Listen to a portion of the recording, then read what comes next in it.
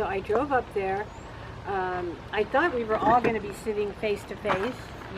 We were going to be sitting face to face, and there was this huge screen in my attorney's conference room, him and I and Lorraine, and there was this lady with a big face, and she says, "Okay, here goes. This is," and then she would get off the screen and say, "Okay, this is what Tracy Troker is a portfolio manager for People Self-Help Housing, who is over the apartments I live at in Avila." And I said, so they said, this is what my attorney said, and I loved it. He said, "You know, the manager that was causing all this problem, she just up and left.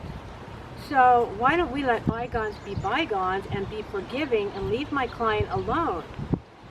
So the mediator says, "Okay, let me go present this to them over at Lachen, at People Self-Help Housing."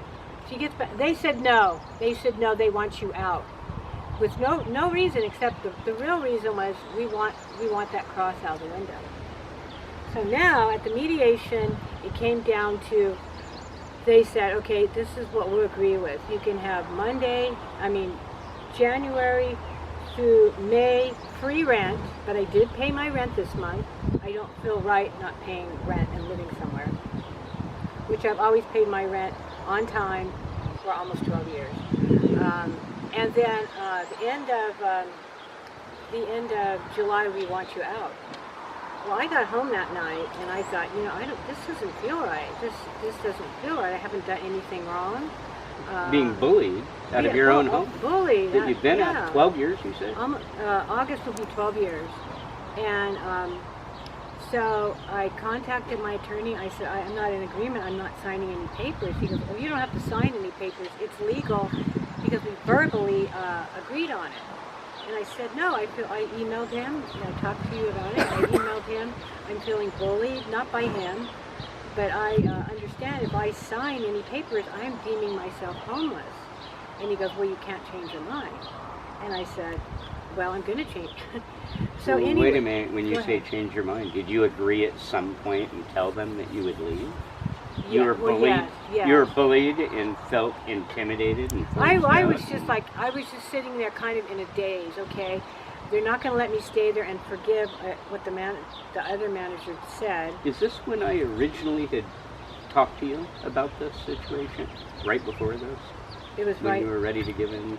Yeah, I talked to you before. Yeah, before that. Oh no, I didn't talk to you about the giving in thing. I just was kind of like, they were going back and forth. He was saying, "Okay, $5,000 and let her stay until she moves out." They said no, and they just kept going back and forth. But you never signed anything and never agreed to anything. But I understand that even if you don't sign it, and a friend of mine said that's not a binding agreement if it's not signed. That's right. And, it's not binding agreement. All terms and conditions are not met. Yeah. You have to sign in order to that's what I didn't sign anything, and then I've been on Haslow Section 8 for almost 12 years, and I get an email from a social worker, and she says, "We got the papers that you agreed to be out by the end of July, and here you can get your voucher." And so I called her to verify the amount, and she said, "Well, this is the amount you have, but if you get permission from the manager, who's a new manager, if you try to move out before the end of July," which this is all like total mental abuse, "if you don't get permission from the manager and you want to move out before July, you'll lose your voucher." And I'm just like, what? When you say voucher? It means they pay like 80-something%. It's a government program for people that are disabled, which I'm disabled. So they're basically, through use of force and threats, threatening you and to manipulate you to take this deal. Yes, for a long time. And I'm not the only tenant. There's other tenants that been bullied. I mean, Laura Lee, the beautiful camera lady over there. I mean, I've watched her. I mean, I've known her since her beautiful daughter was a little girl. And now a couple other tenants said, yeah, they canceled the eviction, but they said if I don't get out by the end of July, eviction's going to start again. And I've had people tell me, I'll be there.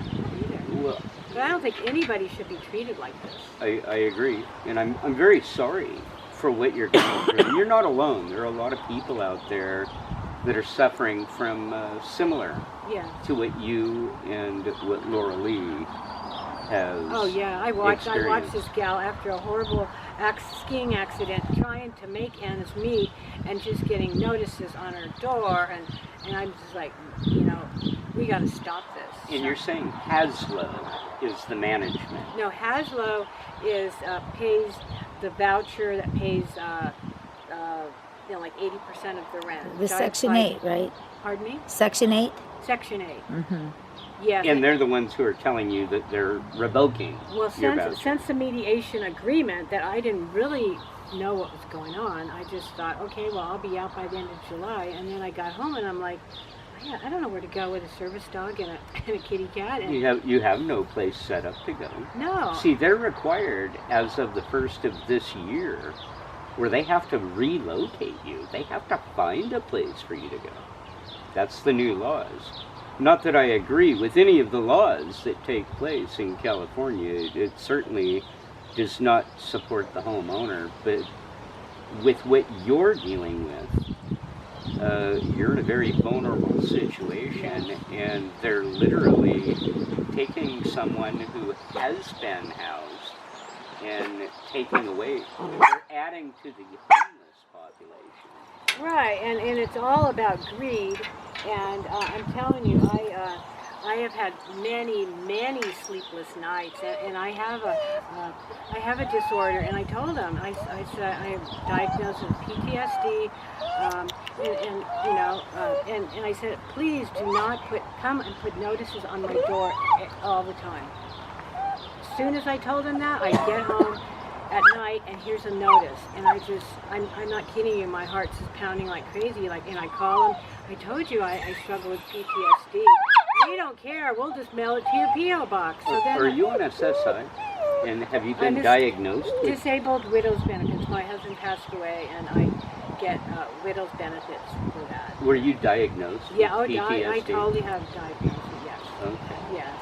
And yeah, that's very horrible that they are literally creating a psychosis episode. Oh yeah, I mean, at night, and then just recently, my car's running really weird. So I go out there, and this really wonderful man that lives there, Kenny, he's a retired a Navy guy or a Marine, and he's a mechanic, and he comes over and he goes, somebody has been messing with your car. And I said, really? And the whole, almost 12 years I've lived there, I have never had to lock my car. And so I called the sheriff, and I told the sheriff, another tenant there, she's had somebody come in her garage 2 times. The manager, who up and left March 9th, her boyfriend abused a 90-year-old tenant there, a restraining order on him, and he was still coming on the property, and someone said they saw in the paper that it was a police log that he got arrested for breaking in somebody's car in Avalon. I tried to talk to the manager. He's been on site, and I'm scared. He would park his car by my car at night to come and stay at her house, and she goes, oh, he doesn't have a restraining order. But the 90-something-year-old man said, oh, yes, he does. But ever since she moved out and this new wonderful manager moved in, it's been like the most peaceful I've ever experienced it. I mean, it's like total a miracle from God.